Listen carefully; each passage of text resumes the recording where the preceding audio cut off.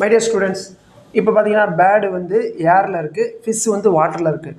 Pad வந்து ஃபிஷ்ஷை பார்க்கும்போது எப்படி தெரியும்? டெப்த்து. ஃபிஷ்ஷு வந்து பேடை பார்க்கும்போது எவ்வளோ ஹைட்டுன்னு தெரியும்னு பார்க்க போகிறோம். இப்போ என்னது? பேடு வந்து ஃபிஷ்ஷை பார்க்குது. அப்போ என்னது? டெப்த்து, ஆழம். இந்த எக்ஸு, பேடு வந்து ஏரில் இருக்கிறனால எக்ஸு. ஆனால் மீடியம் மாறுது. எதுக்கு மாறுது? வாட்டருக்கு மாறுது. பேடு என்ன நினைக்குது? மீனை சி எவ்வளோ கேவலமாக கீழே இருக்குது அப்படின்னு நினைக்குது, மட்டமாக நினைக்குது. அப்போ இந்த ரிஃப்ராக்டிவிட்டிஸ் என்ன பண்ணோம்? By mu. அவ்வளோதான். அடுத்து ஃபிஷ்ஷு வந்து பேடை பார்க்குது.